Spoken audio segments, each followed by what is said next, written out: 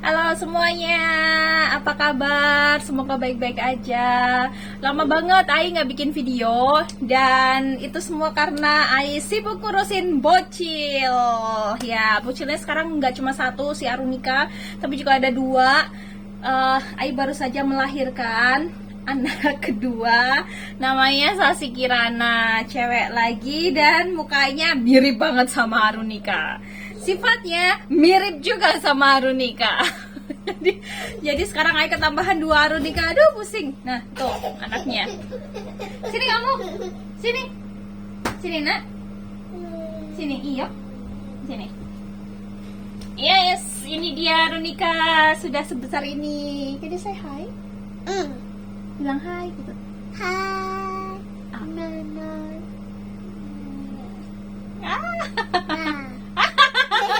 Oh nenek baka. Udah saya bye-bye dulu. Bye bye. Arigato. Mama, hai.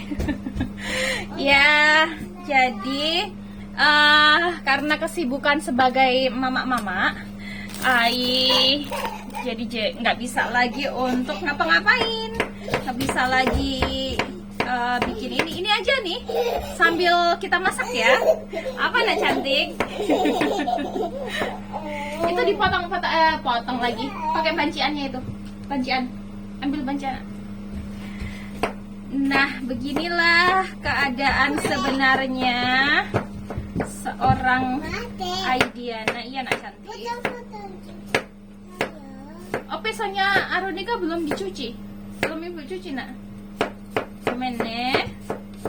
Ya tadi pagi kan, jadi tadi pagi itu Arunika bantuin aku untuk masak spaghetti, makaroni. Terus ya belum sempet cuci. Nah sekarang kita mau masak sup dulu, karena bapaknya Arunika itu kalau tiap lunch itu pasti pulang ke rumah. Jadi kita selalu masak untuk makan siang. Nah kalau makan malam biasanya masaknya gantian. Kalau kadang-kadang bapaknya yang masak, lebih banyak bapaknya sih sebenarnya, karena dia kadang pengen makan apa gitu kalau pas dinner yang aku nggak bisa masak gitu. Obviously menu makanan Jepang ya. Oke, jadi kita mau ngapain? Ini lamur halal, belinya di Mas Umam. 500 aja, 500 gram.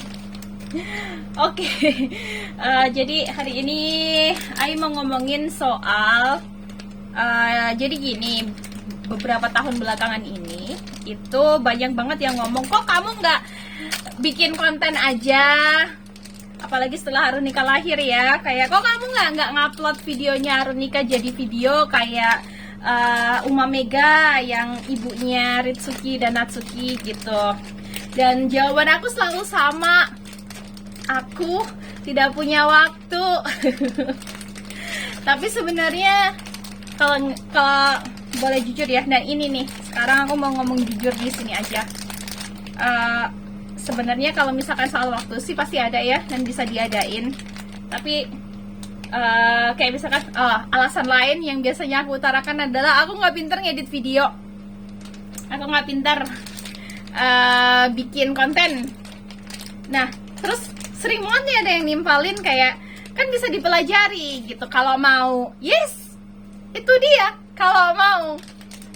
Dan percaya deh, aku tuh sudah berkali-kali mencoba untuk ngembangin ya YouTube ini, ngembangin akun sosial media aku, dan sempet naik gitu. Kemudian sempet ada beberapa yang meski nggak seluruh Indonesia banget, tapi sempat ada yang viral gitu ya, viral di kalangan sendiri, maksudnya viewsnya banyak gitu.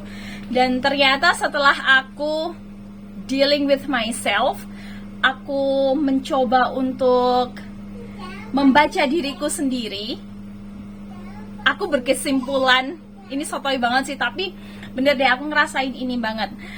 Aku berkesimpulan bahwa ternyata aku itu tidak bisa atau tidak cocok untuk menjadi public figure atau ya like a social media personality, something like that. dengan begini aja yang nonton itu kan dikit ya, maksudnya ya aku tahu siapa followersku gitu, mostly kalian ini teman-teman aku yang pernah ketemu, baik ketemu secara langsung, teman aku dari zaman dulu, ataupun teman-teman yang baru gitu, atau kita ketemu secara online gitu. Nah, bentar ya, taruh dulu lamurnya buat dipakai besok. Nah, karena aku kenal siapa kalian, jadi aku merasa bahwa aku nyaman di sini. Aku nyaman dan aku senang mendapatkan atensi dari kalian. Tapi ketika aku mendapatkan atensi dari strangers, completely strangers, ternyata aku nggak kuat gitu. Karena menurut aku, famous is always come with grammarnya rusak kan, biarin. Pokoknya intinya adalah famous comes always with the hate, ya. Ketenaran itu akan selalu datang bersama dengan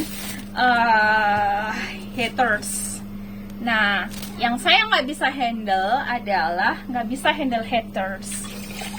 Ya, bukan beberapa ya, sering kali ribut sama temen aja yang saya beneran kenal personal, terus kemudian tahu kalau dia ngomongin aku jelek di belakang aja, aku udah stresnya minta ampun.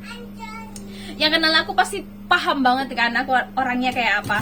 Selalu mikirin omongan orang, yes, bener banget. Ya mau gimana lagi, itu adalah karakter aku, personality aku yang pengen banget aku ubah tapi ternyata susah. Yang ada cuma bisa meminimalisir efek itu. Nah, di masa tenang seperti ini, hidup-hidup normal kayak gini, aku udah bisa sekarang ya, beberapa tahun terakhir, terutama setelah menikah, aku udah bisa handle overthinking aku itu. Tapi kalau misalkan ada sesuatu yang dari aku, misalkan konten aku yang viewersnya nambah tiba-tiba, terus kemudian ada backlash atau ada